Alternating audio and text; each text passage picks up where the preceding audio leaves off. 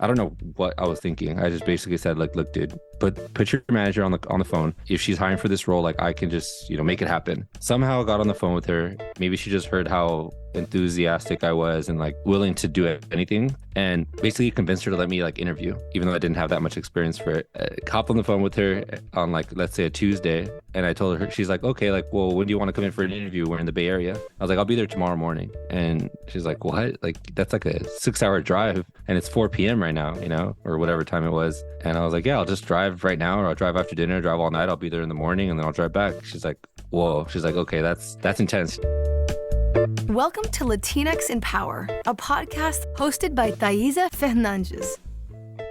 Welcome to Latinx in Power. Today we are talking with Ish Verduzco. Ish is a community leader at A16Z Crypto and also a Web3 marketing strategist at IV3 Media. He graduated in business management with a minor in sociology from the University of California, Merced. Ish has consulted more than 50 Web3 and NFT startups already. Very impressive. Toured the US as a DJ, worked at LinkedIn and Snap, among other things. I'm so excited with this conversation. Welcome to the Latinx in Power, Ish. Thank you so much. I'm super excited to be here. I know it's been a little bit of a mess trying to schedule things, and this has just been like a long time coming. So thank you so much for having me. I appreciate it. Yeah, I'm so excited. I mentioned to you before we started recording, you were on my list since I decided to launch this podcast. So I'm so glad we are making it happen. So in this episode, we'll talk more about important and trending things like that are happening right now. For example, cryptocurrency and Web3. Ish will share more about his journey and how you can get into the crypto world. Very excited. So the question that I ask all my guests, what does it mean to be a Latino for you? I think this is a question that I myself have been trying to uncover like the past 15 years. I'm 30 now. So I think when I was younger, all you know is what you know, right? So whatever you grow up with, whatever you're surrounded with, the people, the culture, the beliefs and all that, it was just a way of life. And it wasn't until like I started, going to college and you start to not see as many people that are like from the same background as you around, I think my college was very good with diversity. So we had like 25% Latinos, which is better than most colleges. But then now, I work in tech and it's even less. It's like 4%, 5% maybe. So to answer your question, I think it changed over time. It developed. And now, being a Latino means like a sense of pride, a sense of belonging, a sense of like grounding, a sense of knowing my heritage, where I come from, what I stand for, and, why I do everything that I do, including all the content that I share online, including the things that I build, including like all the projects that I work on, and even doing stuff like this. It's tied into my broader mission of helping people from underrepresented groups achieve their goals, whether that be personal, professional, everything in between, career, etc. And so understanding what being a Latino means to me has been like transformational in all of that journey as well. I love that. And I love this idea that it also changed over time. I think in my case, since I lived most of my life in Brazil, I was just Brazilian, right? And sometimes when you travel, like, oh, okay, I'm Latina now. And then when I moved to the US, I was just like, it was so different, right? Suddenly you are in this bucket and you don't speak Spanish and they don't speak Portuguese. And you're like, oh my God, what is happening? And then you start to understand a little bit more what it means, and also to feel proud or pay more attention to the things you thought you didn't pay much attention in the past. For example, in my case, our food. And now I'm just so proud of our food. I want to cook it all the time. And it's just an amazing experience, right? Yeah, exactly. I feel the exact same way. And I just spent a month and a half in Mexico. I got married and then I went to Mexico with my wife for a month and a half. And I was just like super proud just to be there. And like, I wasn't born in Mexico. I was born here in the States. But being able to go back there and just be surrounded by like the culture, be surrounded by people, and like some of my wife's families out there. So being able to see them, it was a great sense of like, okay, this is where we originally come from. And there's like a reason why I am the way I am. And it has to trace back to where my grandparents came from, which is here in Mexico, or how my parents were raised and the beliefs and the thoughts and all that. So it was definitely nice. And I share that sense of pride that you did too. Yeah, that's amazing. And congratulations. It was awesome Thank that you. you got married in Mexico. That's amazing. Thank you. And tell us, how did everything start? Yeah, so I was born and raised in Southern California, in LA. I moved a lot of times growing up. I think I moved like 13 times by the time I hit high school, which is a lot, constantly switching schools, constantly being the new kid. I don't think we were poor growing up. I don't think we were like middle class either. I think we were somewhere in between. We always had electricity. We always had food on the table. We always had a roof over our heads, but we never had like tons of luxuries now that I work in tech and I see, people that I work with and learn about their stories and their upbringings. I'm like, whoa, you guys had money for that? You guys were going to Disneyland like every, couple of months. Like that was once in a long time for us, or we had to get free tickets for stuff like that, So little things like that, you start to see the subtle differences of like your upbringing and how they differ from other people who came from different socioeconomic backgrounds. So yeah, I just moved a lot growing up. A few transformational things that happened to me during my upbringing. Obviously, moving a lot was one. My mom had me super young age. She was 19 years old. So I think, somebody who's growing up also trying to help, their kid grow up is wild. Like I give my mom so much respect for everything that she did and all the sacrifices she made. And then I also lost my dad when I was growing up too. So when I was 12 years old, my dad passed away, which I share about,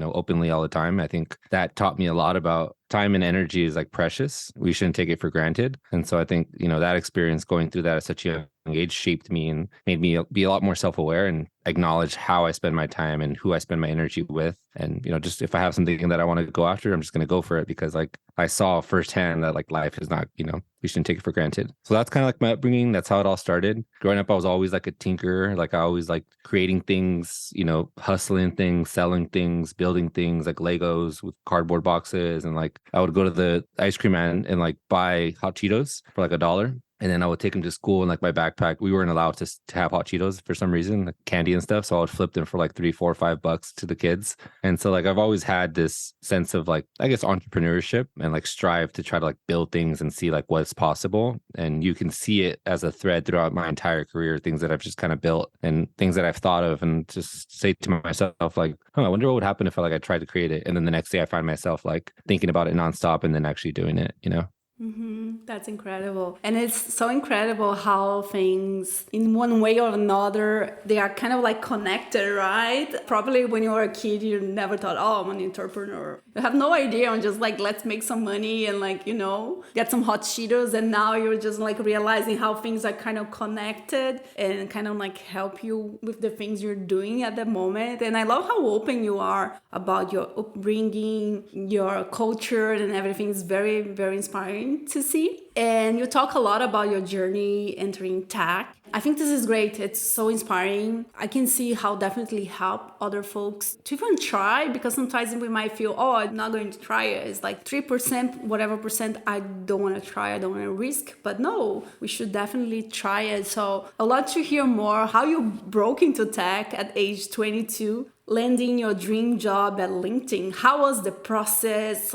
Tell us how everything happened. Yeah, for sure. I graduated from UC Merced. It's a small school like near Fresno, Central California. Not a very well-known, not a super reputable school. It's definitely not like a Berkeley or like a Stanford or Yale or anything like that. And after I graduated, I had, senior year, everybody's applying to jobs nonstop. So I must have applied to like 150, 200 jobs. Granted, maybe my style of applying wasn't as refined as it could have been. I was just kind of like, what's going to take me, like apply to everything. I'm kind of desperate, I guess. But I got rejected by every single job. So I ended up having to move it back in with my parents. And keep in mind, like I wasn't a great student. I think I was like a 2.9, 3.0 student. So average, did what I had to do to get decent grades and make my mom proud. But I was like extracurricular extreme. So I did like every sport you can think of. I was like head of activities, head of student events, president of this, that, the other. And so I thought like, okay, well, I did everything that I had to do in college to prepare me to land a job. And was like very like devastated to find out like, this is not how the real world works. It works based off of introductions, referrals, as well as just like, if you go to a good school, that brand is going to take you a lot further than if you go to like an unknown school. And I'll share one more thing because I don't want to harp on this too much, but I remember when I was applying to jobs, a recruiter one time kind of like mocked me and they're like, you went to UC what? Like, is that even a real school? UC Merced? And like so many times I would go to like apply to a job and like the drop down would say like UC and all the UC schools would come out. UC Irvine, UCLA, UC Berkeley, and then UC Merced was always missing. Just to kind of like bring the point home of like my school was not known at all. I pretty devastated. I moved back in with my parents in Southern California, which is like, maybe this generation is different now, but like at the time I wanted to be out and be independent. I wanted to go get after the world. I didn't want to move back in with my parents. So I had to put a lot of pride aside and do that. And then landed a job at a 24-hour fitness, working like 30 hours a week, not full time, basically a gym, like a gym manager, which is a great job. I learned a lot, but it's not what I wanted to do. I always had aspirations of breaking into tech.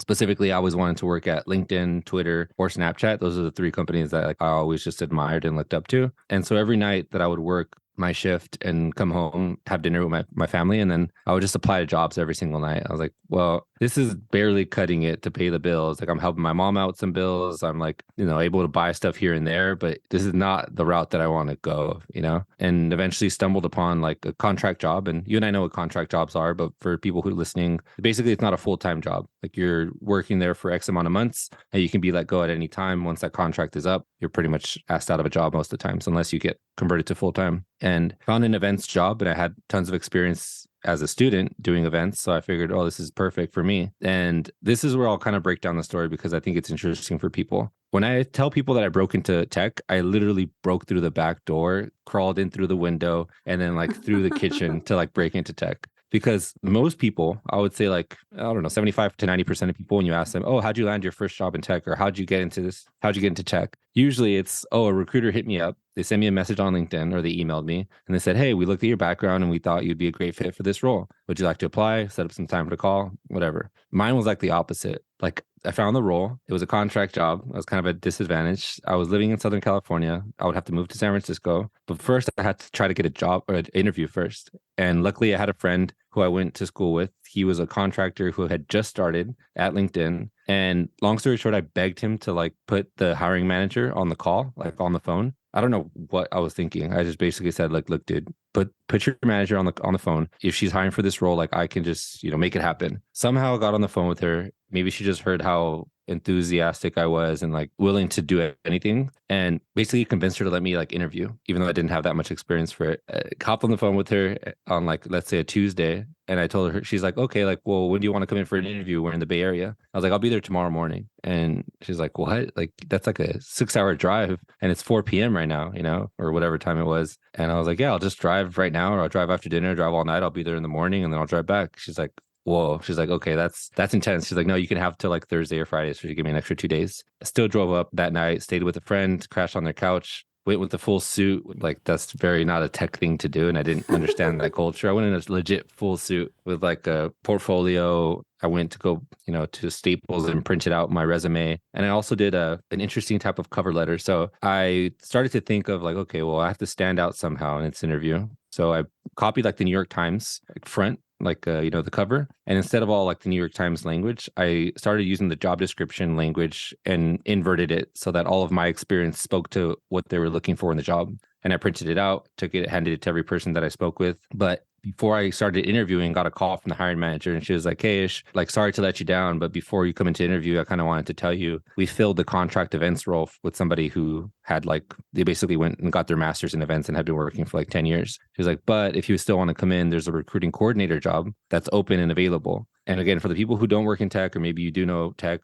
events is one thing. Recruiting coordination is like a whole different beast of a job that I was not qualified for, nor do I like doing. It requires, yes, organization, but like different type of like analytical planning that I'm just not, that's not my strong suit at all. And I went in and I still like went with the same enthusiasm for events and tried to crush it, but I flopped super hard in the interview. And like, there was at one point where they gave me a matrix where they had to like schedule, you have 4 people interviewing and you have like 5 people that are going to interview them. How can you schedule them so everybody fits? And I ended up having like a bunch of gaps in my thing. And I was like, shit, this is not working out. I'm definitely not doing well. Whatever. I interviewed with everybody, but the entire time I just try to keep showing like I am willing to learn. I have a ton of enthusiasm and, experience in events, and I would be a great hire no matter what, even though I'm not doing well in this interview. So I left that interview feeling pretty down because I knew that, I didn't do the recruiting coordination stuff that they asked for. And I got a phone call that evening from the hiring manager. She's like, hey, Ish, just wanted to like, follow up. As you can imagine, you didn't do very well in the coordination questions or part of the interview,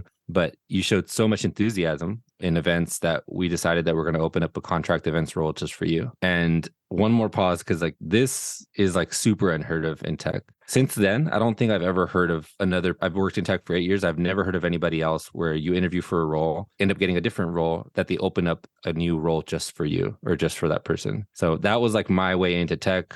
I worked in that role for like 8 to 10 months, and then I got a full-time offer. And from there, I just kept like up leveling my career. I kept on taking like more projects, kept on taking more opportunities. I kept on looking ahead of like, I'm doing events now, but I don't want to do events forever. I want to do marketing. How can I get into marketing? I'll take on side projects. I'll help other teams. I'll shadow people. I'll learn. Next thing you know, 2 years later, that became my full-time job. I'm a social media lead at LinkedIn, a few years later. And then I just kept stacking experience over time. So long-winded answer, but long story short, it's like, sometimes when things don't really look like they're going to play out, if you just keep like showing your grit and showing that you're like ready to learn, willing to do, not necessarily willing to do whatever, but as long as like things are aligned with your values and what you really enjoy doing, then you can just go for it and things will play out sometimes. Yeah, I love your story, and I feel a lot of us might feel maybe my career is different, maybe where I study, they don't care much, or maybe they don't have any idea where I come from, and we have this feeling I'm different.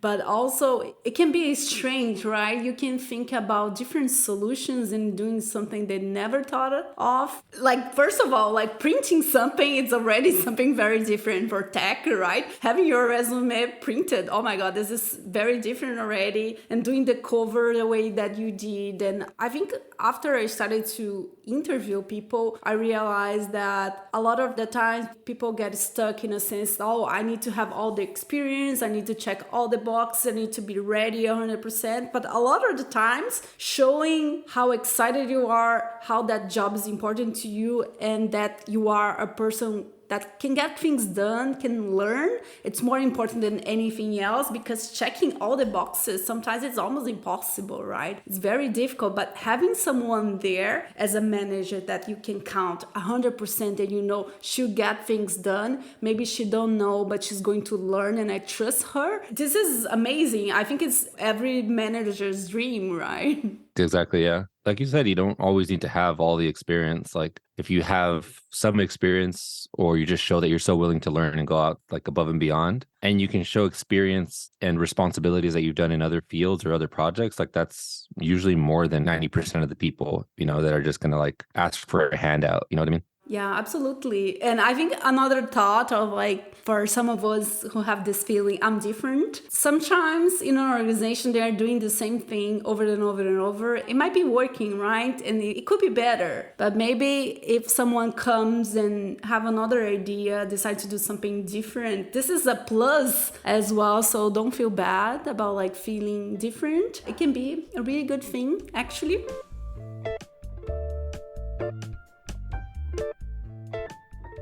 And I want to switch to another topic that I think is very interesting. I think it's going to be the first time we are going to be talking about that in our podcast. We know you are a cryptocurrency enthusiast. Can you share more how you got into the crypto world? Yeah, of course. I kind of just got into it. Like I said, I'm always tinkering. I'm always trying to just learn on, new things that I don't already know. And technology is always something that I've kind of just been attracted to since I was a kid. And so like basically crypto and Web3 is a whole new wave of technology. It's going to change how we operate and how we do all different things. I first got into it as kind of just like a speculator, buying and selling and kind of like trying to wrap my head around all of this. And then eventually it kind of took over my life at one point and got into like DeFi, got into NFTs and all that stuff. Then I found myself as like a somewhat like leader in the space, because as I was learning, I just tried to make an effort to try to teach other people what I was learning. I didn't say this was right or this is wrong or this is good or bad. I'm just like, hey, I learned this. I'm just going to throw it out there and share with people. And people really, really seem to enjoy that, because I didn't have necessarily anything to gain from sharing my journey or sharing things that I was learning along the way. I could have just kept it to myself. And so daily I was getting feedback from people. To this day, people reach out to me and they're like, hey, I would have never gotten my job in crypto today if it wasn't for like following you on Twitter 2 years ago or a year and a half ago, or like stuff that you would share. It just inspired me to kind of like learn more. And now I'm a founder. Now I'm working for XYZ company. And so it's interesting to see how I went from just like, oh, what's this? Learning a little bit, to then be like, okay, this is taking over my life. I'm learning a lot about it, to then building stuff. And to now I'm like trying to like keep the cycle going with other people so that they kind of go through that as well and see if piques their interest. And if not, then it's totally okay. That's very interesting. This reminds me of a conversation that I had with Darius. He talked about AI, artificial intelligence, and how this is relatively something new, and because of that it's a good moment for our community, like people of color, to get into that, because we are kind of learning. There's a lot of opportunities, and I think it might be the same way for crypto as well, right? It might be a good opportunity for other folks from Latin America to get into, learn more, and as you said, see if they like it. Yeah. If you're teaching somebody how to like learn how to program or learn how to get into tech and like the different opportunities that they can leverage in tech, it's like the same thing, but there are different platforms and different tools and all that. So I think if people find something that they're interested in within tech, like crypto or Web3, then just kind of like go deeper and go deeper and go deeper and kind of ask more questions, find better mentors. And like next thing you know, it could turn into something more than you would have ever expected, just like anything else. Mm-hmm. I like that. What's your superpower, Ish?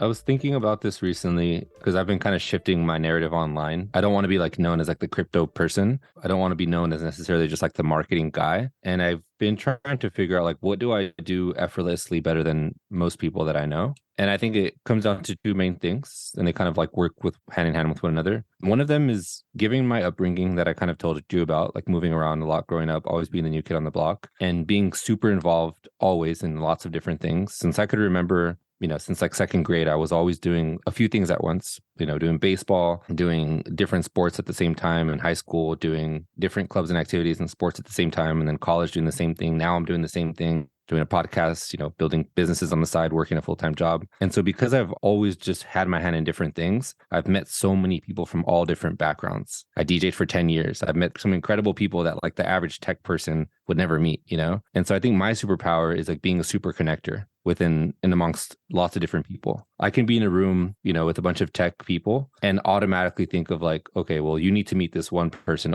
over here in the food industry or in the entertainment industry or in the fitness industry, or somebody that I know that didn't go to college, doesn't work in a nice company or anything like that, but you're going to be inspired by them because you two have this synergy together. And so randomly I'll just and people who are like very close to me will just get random text messages from me all the time, or random DM messages and be like, hey, you two need to talk, schedule time and just figure it out, And some of those like relationships that I build or like that intro end up being like some of the best relationships ever. And people, do lots of really cool stuff together. So I think number one is like being a super connector and just finding the common threads, pulling people together, and then like letting magic happen and not asking for anything in return. I don't ask for money. I don't ask for like equity in whatever you build. It's just like, you two are dope people. I trust you both. You two should talk. Bye. And then the second thing that I've gotten better at over the past 10 years is like understanding and breaking down extremely complex problems and goals into a way that is like digestible and easy to tackle on a daily basis. This is why I wrote a book. This is why I do everything that I do. This is why I share so much content, because my brain has started to become like rewired in a way where I see a problem and I can break it down in a way where I can achieve it or anybody can achieve it, Yeah, I agree 100%. I was going to comment about that, like sharing. I can see that it's a huge strength that you have.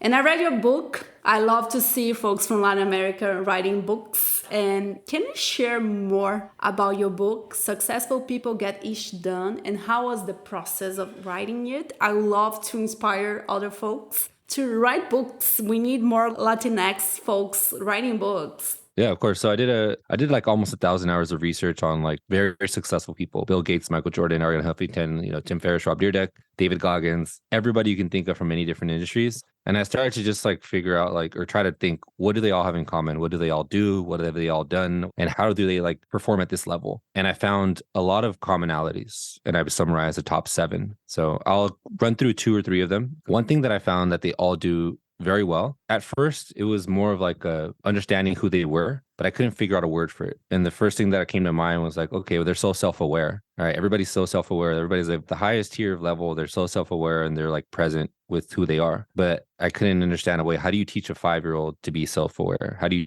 teach a 20-year-old to be more self-aware? So that wasn't the word that I came up with. And the term that I came down to figure out that described what I was looking for is a psychological term called self-concepts. So it's a belief of one's self about themselves. It's a foundation of like who we are, what our identity is. And it's a perception of like many thousands of different principles either been told, we tell ourselves, experiences that we've had, likes, dislikes, all these different things turn into like a plot of data. And the better we can understand that data objectively without pressuring it from any personal beliefs or pressures from people, that helps you answer one question, was essentially is, who am I? And if you can answer that question in 1,000 different ways and really understand that question, which is very difficult to do, then you can, I think that serves as a foundation to conquer anything. And I'll cover one more thing. And it's a term that I coined in the book, which is called compound learning. Every single successful person that I studied, and I'm sure you see this in them too, is like they're very good of using the world to learn on a daily basis, on a minute by minute basis, but strategically to attack one goal in their life. So if you want to become a fitness person and become a world champion in fitness, the way they see the world is like, how can I learn from this person in a way where it helps my like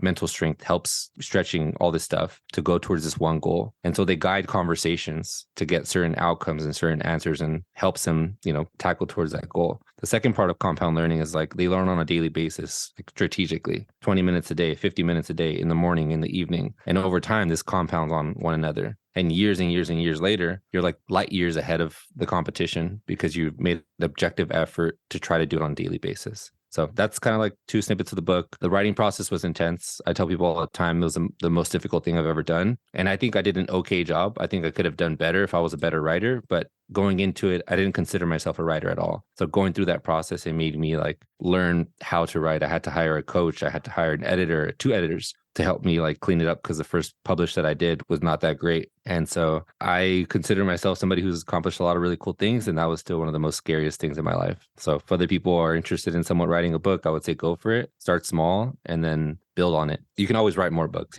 Yes, totally. Do you consider yourself a writer now? Now I do. Yeah. But back then, like I'm telling you, I don't want to be like people to think I'm exaggerating a lot, but I was like terrified of writing growing up. And even when I got my first job in LinkedIn, I was like scared to send emails because I didn't want people to judge my grammar. I would say things wrong in sentence form. Spanish and English, I learned together at the same time because my abuelita like was very big in my life growing up and she only spoke Spanish. And I think in Spanish, a lot of terms are backwards. Like you say things in the sentence format is different. And so that would come out in my writing and people would always correct me. So I felt self-conscious. All my teachers, I was probably like a C- student in writing all my life. Barely like a 70 out of 100, just enough to pass. And so getting to the point where I just finally said like, I'm going to write a book was like, holy shit, what am I getting myself into, Oh, that's so cool. You did it. You're a writer. That's amazing. Yeah, now I am. Daily practice. So every single day, Twitter helps, Yes. just summarize your thoughts and stuff down.